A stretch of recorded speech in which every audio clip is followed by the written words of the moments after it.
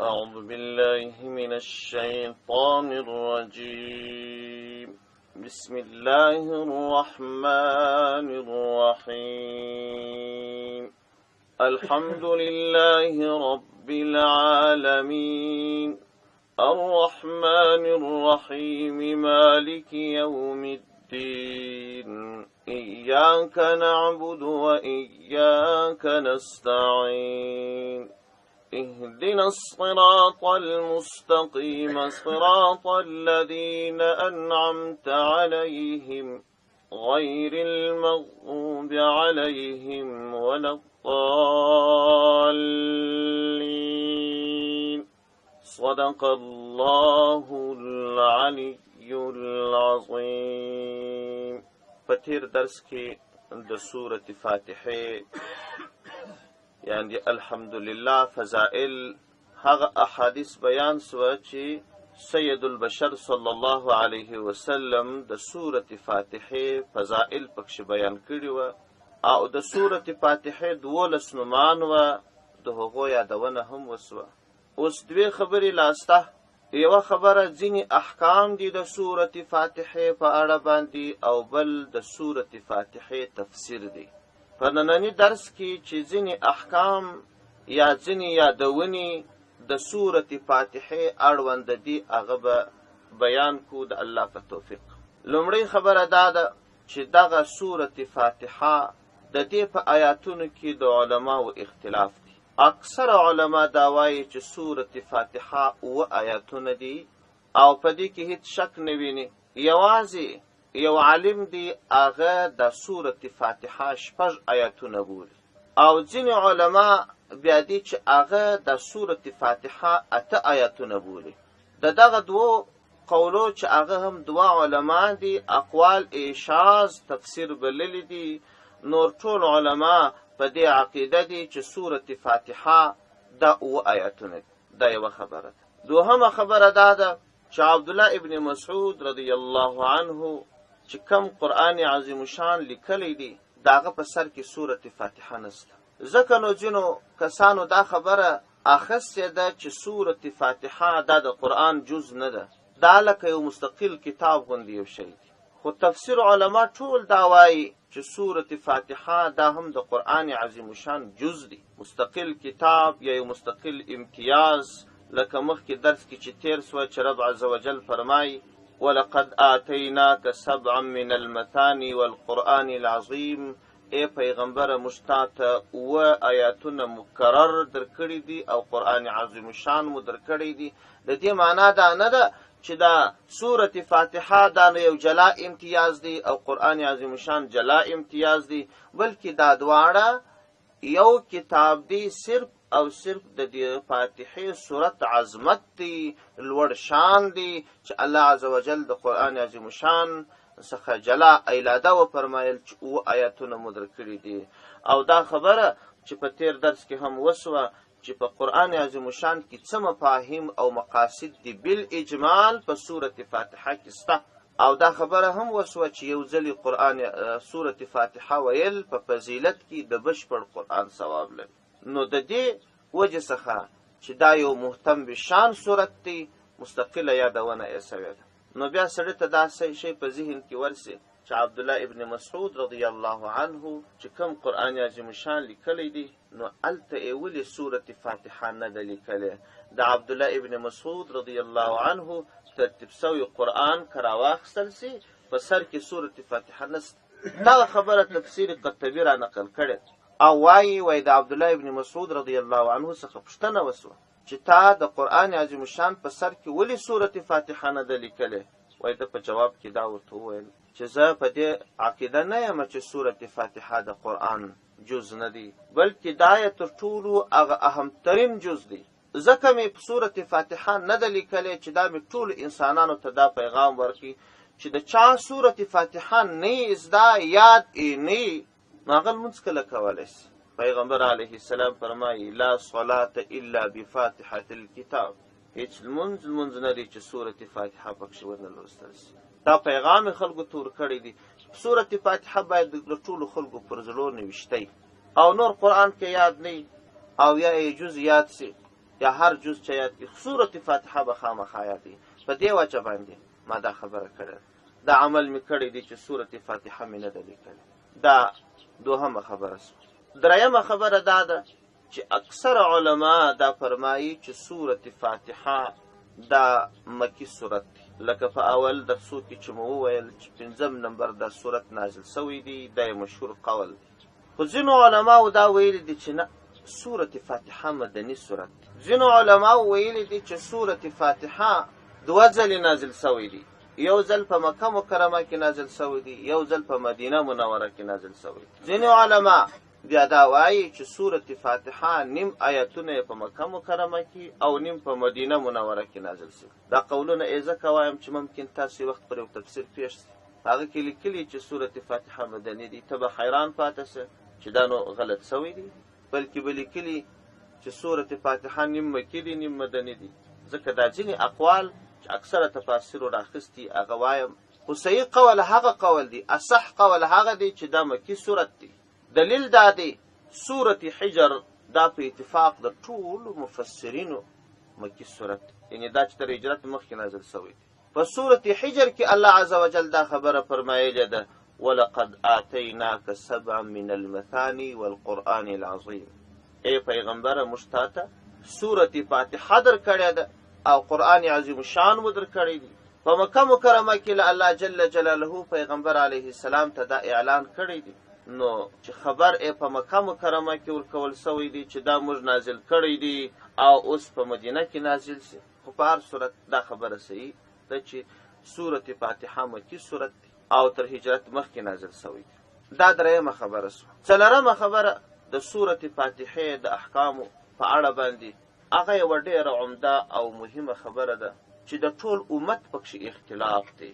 مذهبونه پر دغه مسله باندې د سورة فاتحه ښه ډېر دلایل لري. هغه سورة فاتحه په لمانځه کې هغه مهال ویل کله چې ته په امام پسې ولاړې وې چې دې ته قرأت خلف الامام وایي. دغه مسله لږ په غور سره اورېدل پکار. سورة فاتحه د منفرد دپاره ده، سورة فاتحه د امام دپاره ده، سورة فاتحه د مقتدي دپاره ده.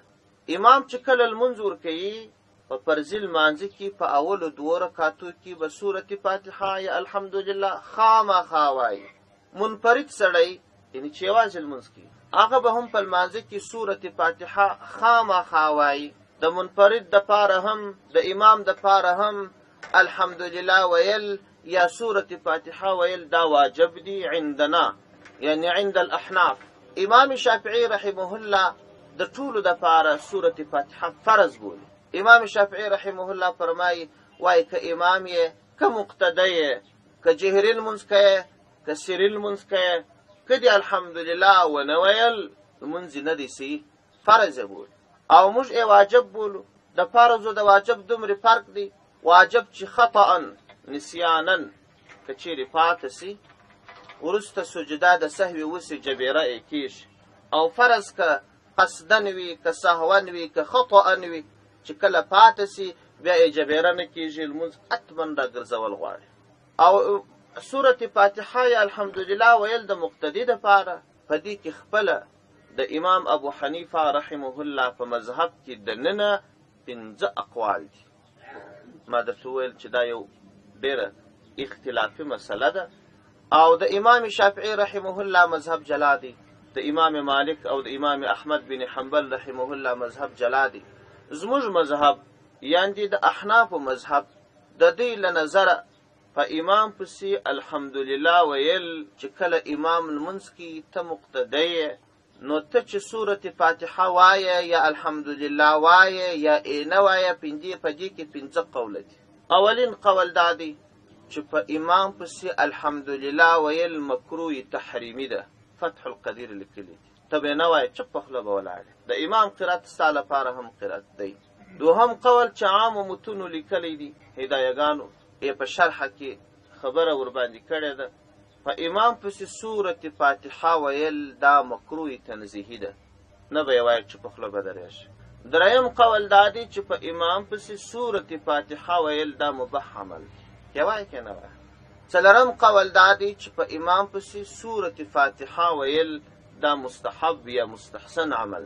پنځم قول دا دی چې په امام پسې سورة فاتحه ویل واجب دي. په دې پنځو قولونو کښې مفتابه قول دا دی چې په امام پسې الحمدلله ویل مکروه دي، نه به یې وایه.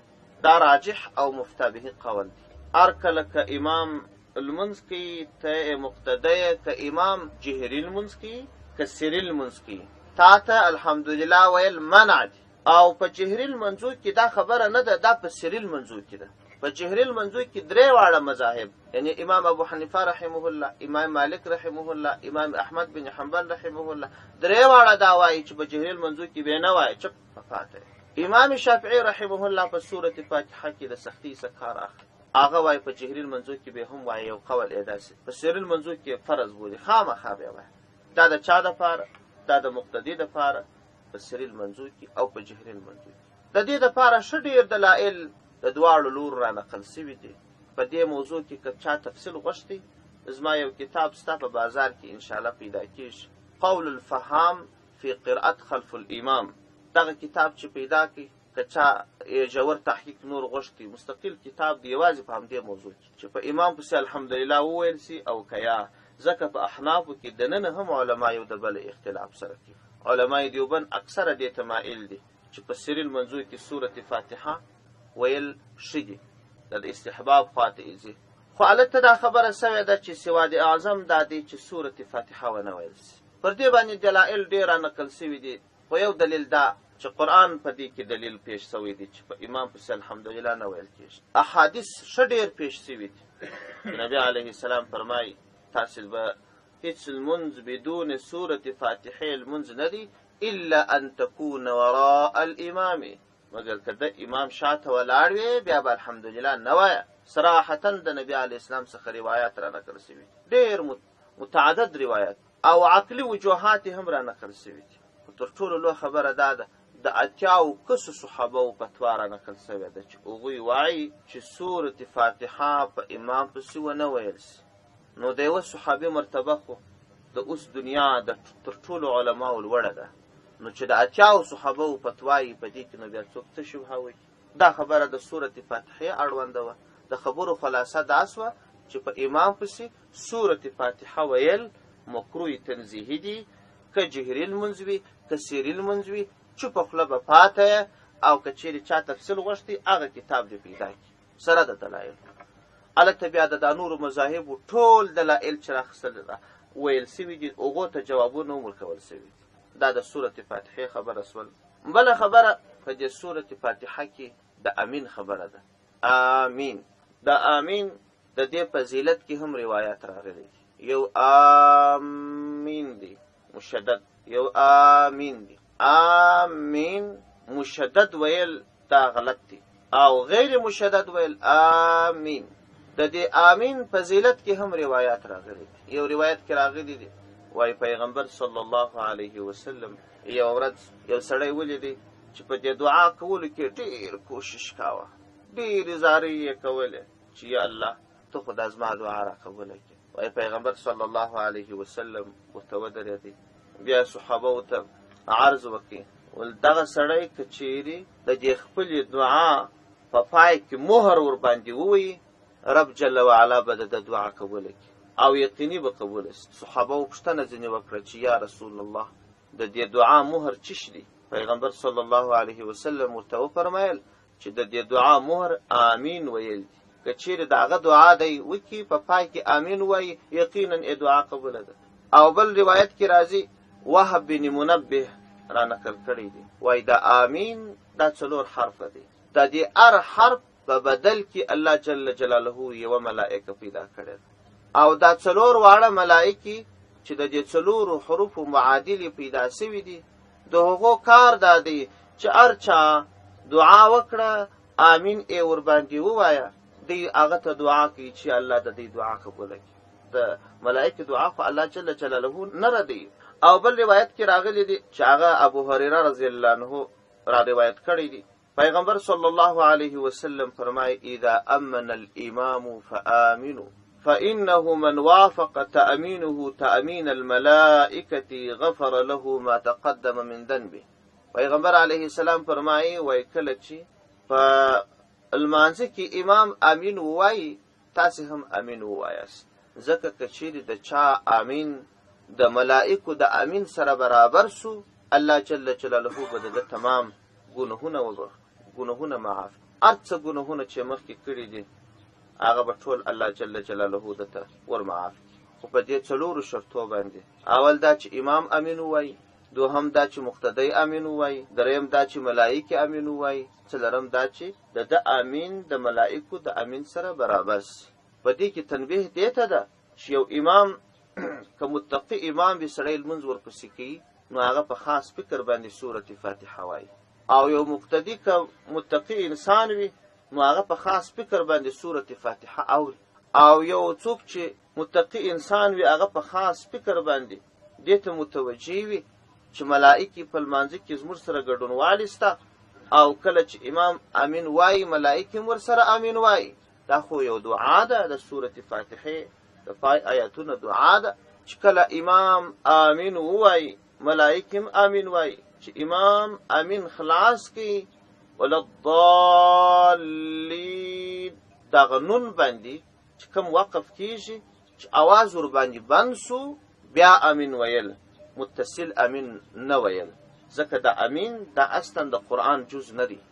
نو ځکه علما فرمایي وای چون امین دا د قرآن جز نه دی، نو ته فصل د امین او د ولضالین د نون کوي چې دا معلومه سي چې کومه برخه د قرآن سوه او کومه برخه غیر د قرآن څخه سوه. کله چې ولضالین خلاصو نو برخه د قرآن خلاصه سوه، امین غیر د قرآن څخه دی، قرآن نه دی، نو دا سکتبه کوي. امام چې امین خلاص کی متصل ملائکه امین وای نو تاسو به هم امین وای. دا ډیر د ګټې ځای دی. دا د امین په فضائلو کې دا خبره را نقل کړې. یو روایت کې راغلی دی چې امین دا یو درجه په جنت کې ده. دا اصلا د فضیلت د دې امین شي، او د امین په معنا کې هم ډیر اقوال راغلي دي. یو قول راغلی دی عبد الله ابن عباس رضی الله عنه فرمایي وای ما د نبی علی السلام څخه پوښتنه وکړه چې د امین څه معنا ده.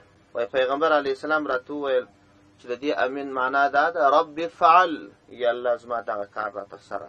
او مقاتل دا یو مشهور تابعی دی، هغه وای هو قوة للدعاء و استنزاد للبرکت. څوک امین وای دا د هغه دعا قوت دی او د برکت طلب د نزول دی، طلب د نزول کول د برکت. او چا ویلی دی بیا بعض علماء وای د امین معنا دا د اللهم استجب لنا، یا الله زموږ دا دعا قبول کړي. یو بل قول راغلی دی وای امین دا د الله د نومونو څخه یو نوم دی. خو دا ټول اقوال پر دوه خبرو باندې دلالت کوي. یو دا چې امین دا یو فضیلت والا لفظ دی، دوهم دا چې د دعا د قبولولو لپاره تر ټولو ښه وسیله ده. نو ځکه د هرې دعا وروسته امین ویل، یا چې امام دعا کوي دی هم امین امین وایي. یو خو اسې امین دی چې دا زموږ خلک یې په عادت کې وایي، چې مولوي صاحب لاس پورته کړي وایي الحمدلله رب العالمین، بس نو لاس پنځلې پورې امین یا رب العالمین. نو الحمدلله رب العالمین چې وایي دا خو دعا نه ده. هر امام هر مولوي صاحب چې دعا شروع کوي نو د دعا په سر کې حمد وایي الحمدلله رب العالمین والعاقبة للمتقین والصلاة والسلام على رسول خیر خلقه. دا والعاقبة للمتقین پورې حمد خلاص، الصلاة والسلام على رسول خیر خلقه محمد و آله و اصحابه اجمعین. دا صلات سو.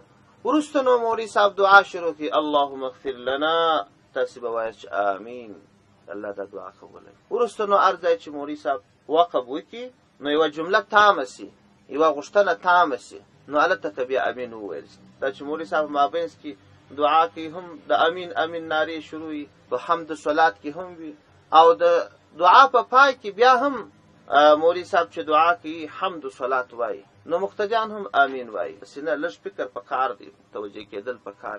بله خبره لا دا چې د امین امین چې وایي نو اکثر ته زه ګورم شاوخوا ګوري، فکر یې نه سعادتا یې وایي.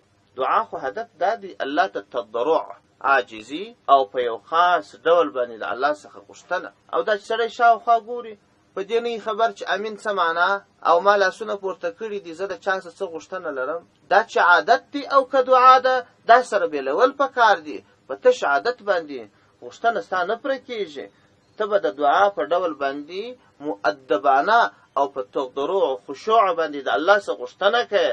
فکر به دې دا وي چې زه غوښتونکی یم، الله ورکوونکی دی، او مولوي صاحب چې دعا کوي زه امین وایم، یا الله ته دا دعا قبوله کړي. زم الله ته زاری کوم چې دا څه وایي، دا څه چې زه اورم دا خبرې ټولې الله را قبولې کړي. دا شی مهم دی. وروستۍ خبره ده چې د امین اړوند او د ویلو خبره ده.